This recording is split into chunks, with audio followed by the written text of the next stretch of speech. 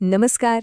ચાલો આજે આપણે એક એવા વિષય પર વાત કરીએ જે દેખાવમાં તો એકદમ સાદો લાગે, પણ એની પાછળ કેટલી ઊંડી અને રસપ્રદ વાત છુપાયેલી છે એ જાણીને મજા પડી જશે. તો આપણી આખી વાતની શરૂઆત થાય છે બસ આ એક વાક્યથી. 26મી જાન્યુઆરી માટે સરસ લોગો બનાવો. સાંભળવામાં તો કેટલું સિમ્પલ લાગે છે ખરું ને, જાણે કોઈ નાનું સરખું કામ સોંપ્યું હોય. પણ ખરી મજા તો એ છે કે આ નાનકડા વાક્યની પાછળ એક આખો પહાડ જેવડો મોટો પડકાર છે. અને આ જ વાત આપણને એક મોટા સવાલ પર લાવીને ઊભી રાખે છે. વિચારો તો કે કોઈ ડિઝાઇનર આખા દેશના ગૌરવ, એના ઇતિહાસ, એની આશાઓને બસ એક નાનકડી સિમ્પલ તસવીરમાં કેવી રીતે સમાવી શકે? આ વાત ખાલી લોગો બનાવવાની નથી, આ તો આખા દેશની ઓળખ બનાવવાની વાત છે. તો ચાલો આ જે ક્રિએટિવ ચેલેન્જ છે એને જરા ઊંડાણથી સમજીએ. જુઓ, સૌથી પહેલાં તો એ સમજવું પડે કે આ કોઈ ખાલી ચિત્ર બનાવવાનો ઓર્ડર નથી. ના, આ તો આખા દેશની ઓળખને નીચોવીને એનો જે સાર છે એને રજૂ કરવાની વાત છે. અને આ કામ કરવા માટે ખાલી ડ્રોઈંગ આવડે એ પૂરતું નથી. એના માટે તો ઇતિહાસ, આપણી સંસ્કૃતિ, આપણા પ્રતીકો આ બધાની ઊંડી સમજ હોવી જ જોઈએ. સારું, તો આટલો મોટો પડકાર છે તો એને પહોંચી વળાય કઈ રીતે? સૌથી પહેલાં તો જે મુખ્ય કામ છે એને બરાબર સમજવું પડે. સવાલ એ છે કે કોઈ પણ ડિઝાઇનર શરૂઆત કરે તો કરે ક્યાંથી? જ્યારે આટલી મોટી જવાબદારી માથે હોય ત્યારે પહેલું પગલું શું ભરવું? ક્યાંથી પકડવી આખી વાતને? તો સૌથી પહેલું કામ છે એ સમજવાનું કે શું બનાવી રહ્યા છીએ, એટલે કે આપણો વિષય શું છે. અને અહીં વિષય છે પ્રજાસત્તાક દિવસ. હવે આ દિવસ ખાલી એક રજાનો દિવસ નથી, બરાબર?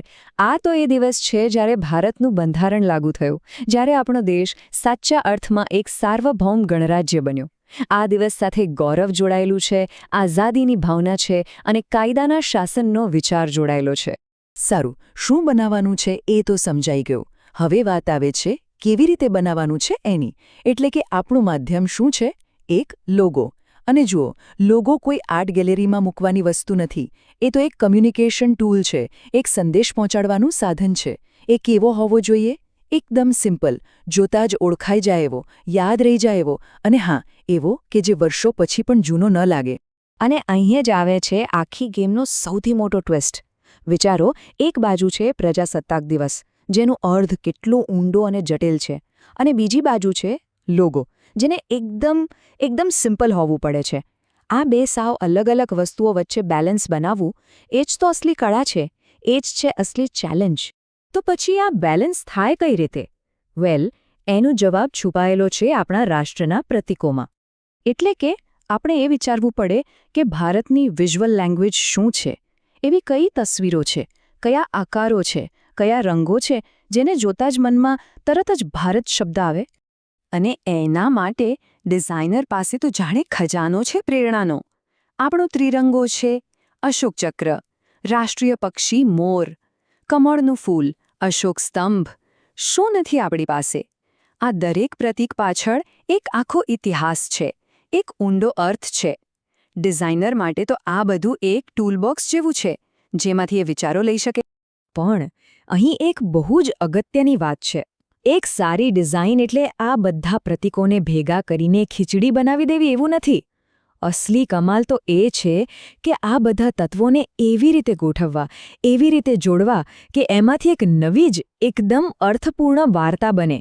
એવી વાર્તા જે પ્રજાસત્તાક દિવસના સ્પિરિટને આજના સમયમાં રજૂ. તો ઠીક છે, આ બધા વિચારો છે, પ્રતીકો છે, પણ આ બધી હવામાં જે વાતો છે એને કાગળ પર ઉતારીને એક ફાઇનલ લોગો બનાવવો કઈ રીતે? ચાલો એ જોઈએ કે આ વિઝનને હકીકતમાં કેવી રીતે બદલવામાં આવે છે. જુઓ, કોઈ પણ સારી ડિઝાઇન પ્રોસેસ હોય ને એના ચોક્કસ સ્ટેપ્સ હોય છે.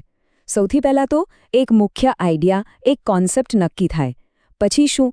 પછી એ આઈડિયા પરથી ઢગલાબંધ સ્કેચ બને, અલગ અલગ રીતે વિચારવામાં આવે. એમાંથી જે બેસ્ટ લાગે એને પછી રંગ અને આકાર આપીને ફાઇનલ ટચ અપાય. અને છેલ્લે સૌથી અગત્યનું, એ ચેક કરાય કે આ લોગો દરેક જગ્યાએ બરાબર દેખાશે કે નહીં. પછી ભલે વેબસાઇટનું નાનકડું આઇકન હોય કે પછી રોડ પરનું મોટું હોર્ડિંગ. આખી મહેનતનો છેલ્લો ગોલ શું છે? બસ આ કે આટલા બધા શક્તિશાળી પ્રતીકોમાંથી એક એવી ઓળખ બનાવી જે આખા દેશની વાત કરે, એક એવું નિશાન જે જોઈને દરેક ભારતીયનું માથું ગર્વથી ઊંચું થઈ જાય. તો આપણે ક્યાંથી શરૂ કર્યું હતું? એક સાદા વાક્યથી. અને પહોંચ્યા ક્યાં? એક ઊંડી અને જટિલ ક્રિએટિવ પ્રોસેસ સુધી. આપણે જોયું કે કેવી રીતે એક સામાન્ય લાગતી વાત હકીકતમાં આપણા ઇતિહાસ, આપણી સંસ્કૃતિ અને આપણી રાષ્ટ્રીય ઓળખની એક ઊંડી શોધ બની ગઈ. અને આ આખી વાત આપણને એક છેલ્લા પણ બહુ રસપ્રદ વિચાર પર લાવીને મૂકે છે. આ જે ક્રિએટિવ ચેલેન્જ છે એ હવે આપણે સૌએ વિચારવાની છે. જરા વિચારો કે જો કોઈએ ભારતને દર્શાવવા માટે ફક્ત એક જ પ્રતીક પસંદ કરવાનું હોય તો એ શું હોઈ શકે? અને કેમ? બહુ મજાનો સવાલ છે નહીં? અને એનો જવાબ આપણા દેશ સાથેના આપણા પોતાના સંબંધ વિશે ઘણું બધું કહી જાય છે.